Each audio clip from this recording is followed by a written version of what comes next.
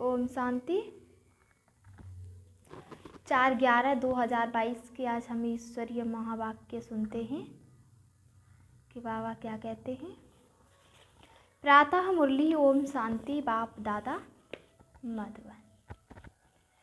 बाबा कहते हैं, मीठे बच्चे, बाप का फरमान है, स्वदर्शन चक्र प्राप्ति अपना बुद्धि योग एक बाप से लगाओ। इससे विकर्म विनाश होंगे और सिर से पापों का बोझा उतर जाएगा। सिर पर जो पापों का बोझा है वो उतर जाएगा। किससे? बाबा की याद से। प्रश्न है, इस पुरुषोत्तम संगम युग की विशेषताएं कौन कौन सी हैं? इस पुरुषोत्तम संगम युग की विशेषताएं कौन कौन सी हैं? तो बाबा ने उत्तर में कहा है, यह संगम युग ही कल्याणकारी युग है। इसमें ही आत्मा और परमात्मा का सच्चा मेला लगता है, जिसे कुंभ का मेला कहते हैं। नंबर 2 है, इस समय ही तुम सच्चे सच्चे ब्राह्मण बनते हो। नंबर 3 है, इस संगम पर तुम दुख धाम से सुख धाम में जाते हो, दुखों से छूटते हो। इस समय तुम्हें ज्ञान सागर बाप द्वारा सृष्टि के आदि मध्य अंत का पूरा ज्ञान मिलता है। नई दुनिया के लिए नया ज्ञान बाप देते हैं। तुम सामने से गोरा बनते हो। गीत है, इस पाप की दुनिया से कहीं दूर ले चल, जहाँ सुख और चैन नजर आए। अच्छा, ओम शांति। मीठे मीठे बच्चों ने गीत सुना और बच्चों की बुद्धि में यह बैठा हुआ है कि बरोबर कलयुग पाप की दुनिया है और इस समय सब पाप ही करते रहते हैं। बाप आकर तुम बच्चों को कल्प कल्प की गति सद्गति देते हैं। जब पतित दुनिया को पावन बनाना होता है, तब पतित पावन बाप आते हैं। आकर बच्चों को आप समान बनाते हैं। बाप में कौन सा ज्ञान है? बाप में कौन सा ज्ञान है? सृष्टि चक्र का ज्ञान। सारे सृष्टि चक्र का क्या है? उनके पास ज्ञान है। तुम बच्चे भी इस सृष्टि चक्र को जानते हो। यह सारा चक्र कैसे फिरता है, यह बाप में ज्ञान है। ये सारे सृष्टि का चक्र जो है वो कैसे फिरता है, वो किसके अंदर नॉलेज है? बाप के अंदर नॉलेज है। इसलिए उनको ज्ञान का सागर कहा जाता है, पतित पावन है। इस चक्र को समझने से, स्वदर्शन चक्रधारी बनने से तुम फिर स्वर्ग के चक्रवर्ती राजा बनते हो। तो बुद्धि भी सारा दिन यह चक्र फिरना चाहिए, तो तुम्हारे विकर्म विनाश हो जाएंगे। फिर सत्युग में तो तुम यह चक्र नहीं फिराएंगे। वहां स्वयं अर्थात आत्मा को सृष्टि चक्र का ज्ञान नहीं होता। वहां पर स्वयं का ज्ञान और सृष्टि चक्र का ज्ञान नहीं होता, न सतयुग में न कलयुग में। यह ज्ञान सिर्फ संगम पर तुमको मिलता है, ना तो सतयुग में मिलता है और ना ही कलयुग में, बीच के संगम युग पर मिलता है। तो बाबा ने कहा है, संगम की बहुत महिमा है। कुंभ का मेला करते हैं ना, वास्तव में यह है ज्ञान सागर और नदियों का मेला, अर्थात परमात्मा और आत्माओं का मेला। परमात्मा और आत्माओं का मेला। वह कुंभ का मेला भक्ति मार्ग का है। जो मेला वो लगता है कुंभ का, वो तो भक्ति मार्ग का है। और इस समय संगम युग के समय पर आत्मा और परमात्मा का क्या हो रहा है, मिलन हो रहा है। तो बाबा ने कहा है यह आत्मा और परमात्मा का मेला इस सुहावने कल्याणकारी संगम युग पर ही होता है, जबकि तुम दुखों से छूट सुख में जाते हो। इसलिए बाप को दुख हरता और सुख करता कहा जाता है। आधा कल्प सुख और आधा कल्प दुख चलता है। दिन और रात आधा आधा है। मकान भी नया पुराना होता है। बाप कहते हैं नए घर में सुख और पुराने घर में दुख होता है। दुनिया भी नई और पुरानी होती है। आधा कल्प सुख रहता है, फिर आधा कल्प दुख शुरू हो जाता है।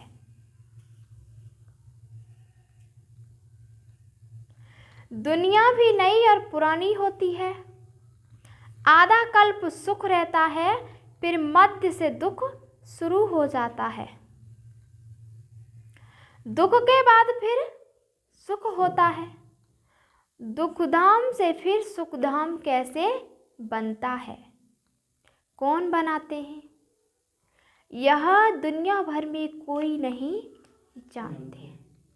बाबा ने कहा मनुष्य तो घोर अंधियारे में है। सत्युग को बहुत लंबा समय दे दिया है। सत्युग को बहुत लंबा समय दे दिया है। अगर सत्युग की आयु बड़ी हो तो आदमी कितने होने चाहिए? वापस तो कोई भी जा नहीं सकते, सबको इकट्ठा होना ही है। वापस तो तब जाएं जब पाप आकर घर का रास्ता बताएं। इतनी सब आत्माओं को बाप संगम युग पर आकर पूरा रास्ता बताते हैं। तुम जानते हो हम 84 जन्मों का चक्र लगाकर आए हैं। सत्युग त्रेता में हमने कितने जन्म लिए, वहां कितने वर्ष कौन कौन राज्य करते हैं, सारा तुम्हारी बुद्धि में है। सत्युग में 16 कला संपूर्ण और फिर 14 कला फिर उतरती कला होती है।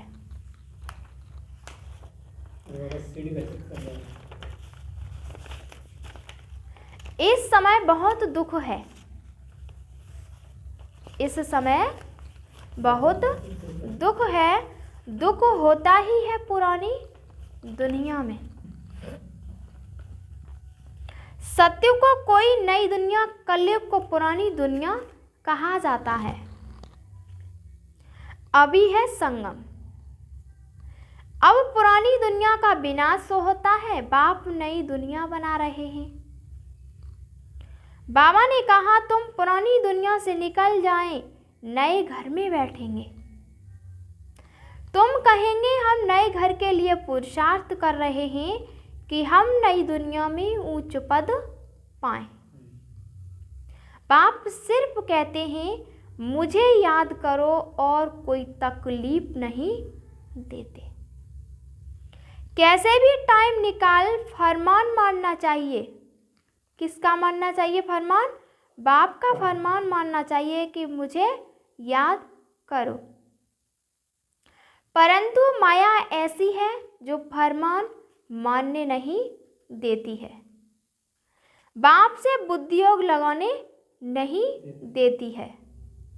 परंतु तुम बच्चों ने कल्प पहले भी पुरुषार्थ कर इस माया रूपी रावण पर जीत पाई है, तब तो सत्य की स्थापना होती है। जितना जो मददगार बनता है उतना इजाफा भी मिलता है। तो बच्चों को यह नॉलेज मित्र संबंधियों को भी देनी है। तो बच्चों को अपने मित्र और संबंधियों को ये शिक्षा देनी है। बाप का फरमान है कि मुझे याद करो। क्योंकि आधा कल्प के विकर्मों का बोझा सिर पर है, उसको भस्म करने का एक कोई उपाय नहीं सिवाय याद के। भले गंगा जमुना को पतित पावनी कहते हैं, समझते ही हम पावन हो जाएंगे, परंतु पानी से पाप कैसे कटेंगे।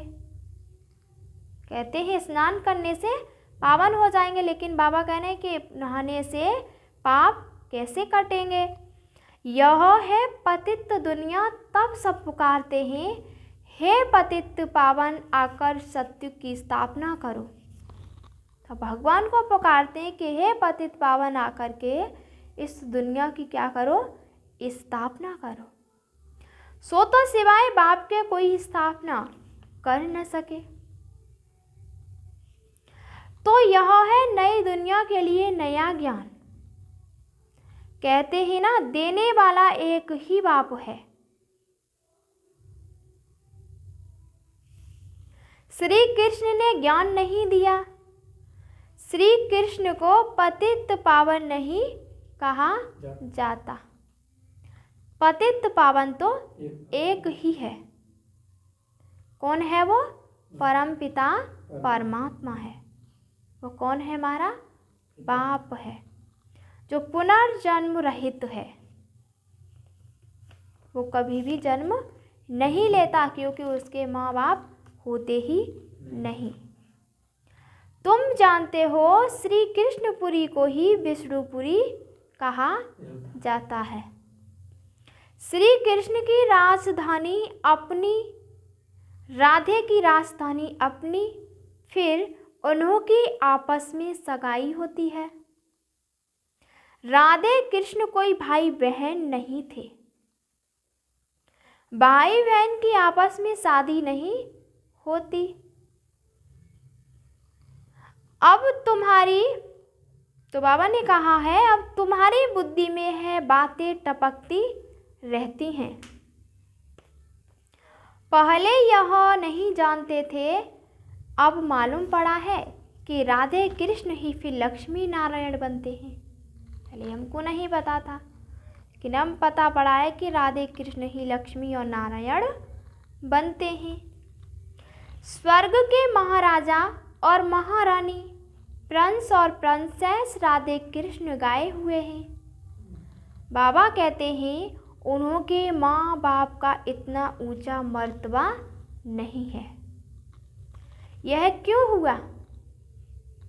क्योंकि उन्होंने माँ बाप कम पढ़े हुए हैं। राधे कृष्ण का जितना नाम है, उन्होंने माँ बाप का तो जैसे नाम है ही नहीं। वास्तव में जिसने जन्म दिया उनका नाम बहुत होना चाहिए, परंतु नहीं। बाबा ने कहा है राधे कृष्ण सबसे ऊंच हैं, उनके ऊपर तो कोई है नहीं। राधे कृष्ण पहले नंबर में गए, फिर पहले नंबर में महाराजा भी और महारानी भी बने हैं। भले जन्म माँ बाप से लिया, भले ही जन्म माँ बाप से लिया है, परंतु नाम उन्हों का ऊंचा है। यह बुद्धि में अच्छी तरह बिठाना है। बाप कहते हैं जबकि तुम यहाँ बैठे हो तो यह स्वदर्शन चक्र फिराते रहो। इस चक्र फिराने से तुम्हारे पाप भस्म होते हैं, अर्थात रावण का सिर कटता है। यह सत्य त्रेता का चक्र है ना। बाप कहते हैं हम पहले सो देवता थे, फिर क्षत्रिय वैश्य बने, अब फिर हम ब्राह्मण बने हैं, फिर हम सो देवता बनेंगे। बाबा ने ओम का अर्थ अलग समझाया है। हमसो का अर्थ है कि शास्त्रों में एक ही कर दिया है, लेकिन शास्त्रों में तो एक ही कर दिया है। वह समझते ही ओम अर्थात अहम आत्मा सो परमात्मा और परमात्मा सो आत्मा। यह उल्टा है। लेकिन बाप समझाते हैं ओम अर्थात हम आत्मा और परमपिता परमात्मा की संतान है। मैं भगवान, यह कोई ओम का अर्थ नहीं है। हम आत्मा निराकार हैं और हमारा बाप भी निराकार है। साकार शरीर का बाप भी साकार है। हम परमात्मा की संतान हैं। हम किसकी संतान हैं? परमात्मा की संतान हैं। तो हमको स्वर्ग की राजधानी जरूर चाहिए। बाप हमको स्वर्ग का वर्षा देने आए हैं। रावण फिर आधा कल्प के बाद श्राप देते हैं तो तुम दुखी तमोप्रधान बन जाते हो। फिर बाप आकर सुखी बनने का वर देते हैं। बाबा में क्या देते हैं? सुखी बनने का वर देते हैं। ऐसे नहीं कहते चिरंजीवी भव,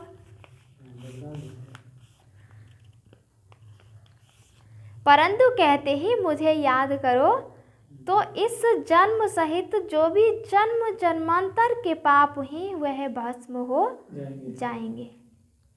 इसको योग अग्नि कहा जाता है। रावण राज्य में सबको पतित जरूर बनना है, क्योंकि पतित और पावन आत्मा बनती है। पतित ही आत्मा बनती है और पावन भी आत्मा ही बनती है। परमात्मा तो सदैव पावन है, वह सबको पावन बनाते हैं। बाबा ने कहा पतित बनाते हैं कौन? रावण बनाते हैं। सत्युग में विकार होते ही नहीं। वह संपूर्ण निर्विकारी दुनिया, वहाँ किसी भी प्रकार का विकार नहीं होता। तो बाबा ने कहा है तब तो देवताओं के आगे जाकर गाते हैं आप सर्वगुण संपन्न 16 कला संपूर्ण हो। यह महिमा शिव के आगे नहीं गाएंगे, क्योंकि देवताएं जो पावन हैं सो पतित बनते हैं। यह क्या है? खेल है। बाप सुखधाम बनाते हैं, क्योंकि शिव को बाप कहते हैं और शालिग्राम अलग अलग हैं, जो छोटे छोटे से होते हैं। रुद्र यज्ञ में एक बड़ा लिंग बनाते हैं, शिवलिंग। तो बाबा ने कहा है बाकी छोटे छोटे शालिग्राम बनाते हैं। हम आत्मा 84 जन्म लेते हैं। दूसरे धर्म वालों के लिए 84 जन्म नहीं कहेंगे। सिख धर्म वाले 500 वर्ष में कितने जन्म लेते होंगे? जो सिख धर्म वाले हैं वो, तो बाबा ने कहा है 500 वर्ष में कितने जन्म लेते होंगे, हम कितने लेते हैं, यह बाप समझाते हैं। ब्राह्मणों की ही चोटी मशहूर है, गाई हुई है ब्राह्मणों की चोटी। तो बाप कहते हैं बच्चे ब्राह्मण होते ही हैं संगम पर। यह कल्याणकारी युग है, यहाँ ही तुम सबका कल्याण होता है, क्योंकि ये कल्याणकारी युग है। तो बाप कहते हैं रावण अकल्याण करते हैं और बाप आकर क्या करते हैं? कल्याण करते हैं। तो बाप की मत पर चल कल्याण करना चाहिए ना। श्रीमत पर शिव भगवान बाज। वह श्रीमत पर हमें किसको याद करना है? उस शिव को याद करना है। शिव बाबा जन्म नहीं लेते, वह क्या करते हैं? प्रवेश करते हैं। जन्म तब कहे जब पालना लेवे, जब किसी माँ की कोख से जन्म लेवे, वह कभी पालना नहीं लेते। सिर्फ कहते हैं मेरी श्रीमत पर चलो। स्वर्ग के तो मालिक बनो, मुझे तो बनना ही नहीं है। स्वर्ग के मालिक कौन बनेगा? हम बच्चे बनेंगे। बाप को तो बनना ही नहीं है, क्योंकि वो सिर्फ रास्ता बता रहे हैं। मैं तो अभोक्ता हूँ, वो ना तो दुख को भोगता है ना ही सुख को भोगता है। तो समझना चाहिए बाबा हम आत्माओं को समझा रहे हैं, आत्मा ही समझती है ना, क्योंकि आत्मा ही बैरिस्टर इंजीनियर बनती है। मैं फलाना हूँ, किसने कहा? आत्मा ने कहा। हम देवता थे, फिर हम 8 जन्म बाद क्षत्रिय बने, फिर 12 जन्म लिए हैं, फिर मैं पतित बनता हूँ। अब आप कहते हैं बच्चे आत्माभिमानी भव, यह समझने की बातें हैं।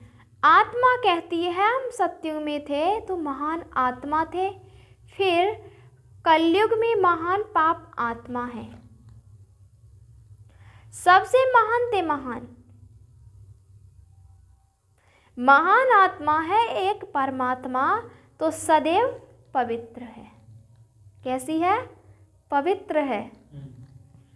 यहाँ तो मनुष्य सदैव पवित्र रहते नहीं, सदैव पवित्र तो सुखधाम में रहते हैं। त्रेता में भी कुछ कला कम होती जाती है। अभी हमारी चढ़ती कला है, हम स्वर्ग के मालिक बनते हैं, फिर त्रेता में आएंगे तो 2 कला कम हो जाएंगी। फिर द्वापर में 5 विकारों का ग्रहण लगने से काले होते जाते हैं। अभी बाप कहते हैं इन 5 विकारों का दान दो तो ग्रहण उतर जाए, फिर तुम सत्युगी संपूर्ण देवता बन जाएंगे। और 5 विकारों का अगर दान दे देंगे तो हम संपूर्ण देवता बन जाएंगे। पहले पहले देह अभिमान छोड़ो, क्योंकि काम विकार का दान दो। पहले 5 विकार छोड़ो और देह अभिमान छोड़ो, अंत में आकर नष्ट मोहा बनना होता है। अभी तुम आत्माओं को स्मृति आई है कि हमने बरोबर 84 जन्म भोगे हैं। द्वापर से रावण ने श्रापित किया है। द्वापर से रावण ने कैसा किया? श्रापित किया, इसलिए सब दुखी हैं। क्या द्वापर के राजा रानी आदि बीमार नहीं पड़ते होंगे? वह पूछ रहे हैं कि द्वापर के जो लोग हैं, तो बाबा कह रहे हैं क्या वो बीमार नहीं पड़ते होंगे जो राजा रानी है वो? तो बाबा ने कहा है यह भी दुख हुआ ना, यह है ही दुख की दुनिया। सत्युग ही है सुख धाम, तो भगवान की श्रीमत माननी चाहिए ना। बेहद के बाप की जो मत नहीं मानते उन्हें महान कपूत कहा जाता है। जो उस बेहद के बाप की बात को नहीं मानते, तो बाबा ने कैसा बच्चा बताया? कपूत बच्चा बताया। और जो बाबा की श्रीमत चलता है वो सपूत बच्चा है। तो बाबा ने कहा है कपूत बच्चे बाप से क्या वर्षा मिलेगा, और सपूत बच्चे वर्षा भी अच्छा लेते हैं जो सपूत बच्चे होते हैं, और जो कपूत होंगे वो वर्षा कैसा लेंगे। तो बाबा ने कहा है मानते हैं उन्हें महान कपूत कहा जाता है। वर्षा भी अच्छा लेते हैं कौन? सपूत बच्चे, जो खुद पवित्र बन औरों को पवित्र बनाते हैं। बेहद का बाप आत्माओं को पढ़ाते हैं। हे आत्माएं कानों से सुनती हो? कहते हैं हाँ बाबा, हम आपकी श्रीमत पर जरूर श्रेष्ठ बनेंगे। बाबा कह रहे हैं कि श्रीमत पर सुनती हो? तो बच्चे कह रहे हैं हाँ बाबा सुनते हैं। श्रीमत पर जरूर श्रेष्ठ बनेंगे, क्योंकि ऊंचे ते ऊंच भगवान है, तो जरूर पद भी ऊंचे ते ऊंच देंगे ना। स्वर्ग का वर्षा देते हैं आधा कल्प के लिए।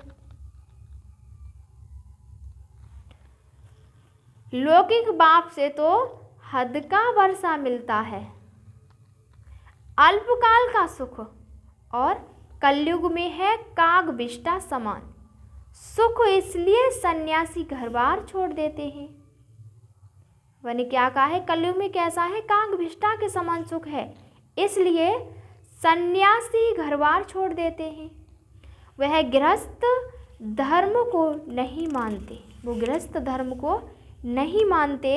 गृहस्थ धर्म सतयुग में है ना। तुम जानते हो इस पढ़ाई से हम विष्णुपुरी में जाते हैं। कौन सी पढ़ाई से?